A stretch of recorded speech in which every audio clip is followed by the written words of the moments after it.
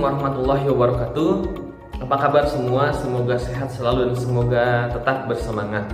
Kembali lagi bersama saya Dondi Rizky Ramdhani yang dalam video kali ini ingin mengenalkan tentang takhrij hadis. Al-hadis merupakan salah satu sumber hukum Islam setelah Al-Quran. Keberadaannya sangat penting sekali, yaitu untuk menjelaskan Al-Quran. Namun apa daya, ternyata menurut sejarah pernah terjadi pemalsuan hadis. Ini terjadi ketika adanya konflik internal umat Islam, yaitu sengketa kekuasaan antara kubu Muawiyah dan kubu Ali bin Abi Thalib.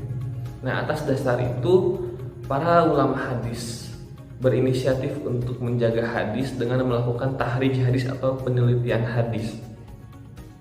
Lebih lengkapnya, Profesor Dr. Muhammad Syihudil Ismail pernah mengatakan atau berpendapat bahwa ada beberapa faktor yang melatar belakangi adanya tahrij hadis. Yang pertama, satu, hadis merupakan salah satu sumber hukum Islam. Yang kedua, penulisan hadis membutuhkan waktu yang cukup lama. Yang ketiga, pernah terjadi pemalsuan hadis. Yang keempat, penulisan hadis oleh para penulis hadis itu menggunakan sistematika penulisan yang bermacam-macam. Nah, jadilah penulisan hadis itu dilakukan. Lalu, apa yang dimaksud dengan tahrij hadis? Tahrij menurut bahasa artinya mengeluarkan, merupakan derivasi kata yang berasal dari kata kharaja.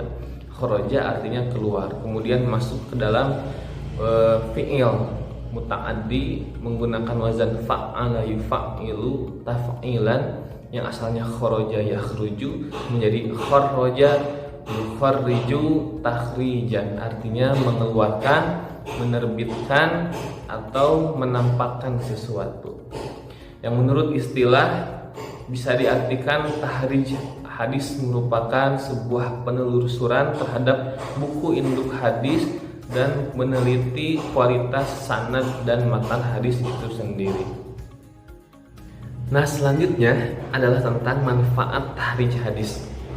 Apa sih manfaat yang dapat kita rasakan ketika kita melakukan tahrij hadis? Yang pertama adalah kita akan mengetahui banyaknya referensi buku induk hadis.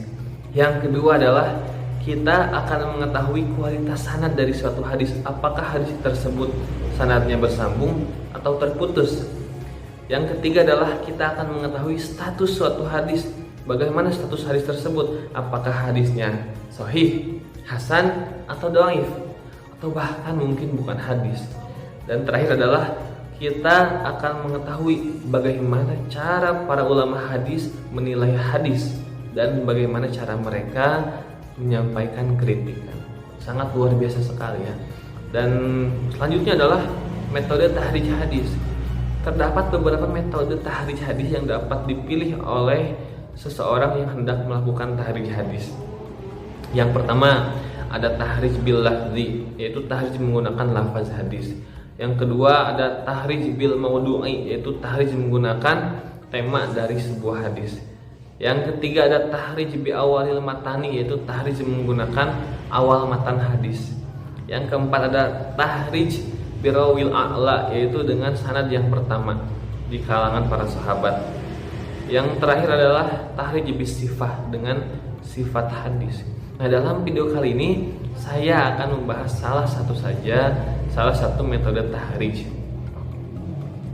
Nah, yaitu yang saya pilih misalkan metode tahrij bil lafzi. Ketika kita ingin melakukan metode tahrij bil lafzi, kita harus menyiapkan kitab kamus hadis lafaz yang sangat terkenal, yaitu salah satunya adalah kitab Al-Mu'jam Al-Mufahros di Fashil Hadis. Nah, kitab ini mencakup 9 kitab utama hadis, yaitu kitab Kutubut Tis'ah ya, Kutubut Tis'ah. Nah, Kutubut Tis'ah sudah menjadi rujukan kitab Al-Mu'jam ini. Nah, dalam kitab Al-Mu'jam ini kitab-kitab hadis yang 9 itu diberikan simbol. Misalkan Sahih Bukhari diberikan simbol ba dan kho, ba kho. Kemudian Sahih Muslim menggunakan simbol mim. Kemudian Sunan Abu Daud menggunakan simbol da, At-Tirmidzi menggunakan simbol ta, dan seterusnya. Nah, tatkala kita mencari nanti akan ada jawaban atau simbol-simbol tersebut. Misalkan contoh, saya ingin mencari hadis yang ingat itu misalkan qala Nabi sallallahu alaihi wasallam, man salaka tariqan yaltamisu fihi ilman sahalallahu tariqan ilal jannah. Nah, kita ingin cari hadis dari kata apa? Misalkan dari kata yaltamisu. Nah, kita harus ingat yang namanya kamus bahasa Arab itu yang menjadikan rujukan utamanya adalah kata dasar dari kalimat itu sendiri. Kalau kata kerja. Nah, yaltamisu itu kan fi'il mudhari. Nah, kita mencarinya bukan dari huruf ya, tapi dari kata dasarnya, fi'il madinya dari kata lamasa. Maka kita mencari dari huruf lam, mim, dan sa. Ketika tercari ada kata lamasa dan ternyata ada hadisnya di atasnya, nanti di bawahnya akan ada indeks-indeksnya. Misalkan hadis tersebut terdapat dalam kitab Sahih Bukhari di nomor sekian, halaman sekian, juz sekian. Di Sahih Muslim misalkan ada dalam juz berapa, halaman berapa, dan nomor berapa gitu.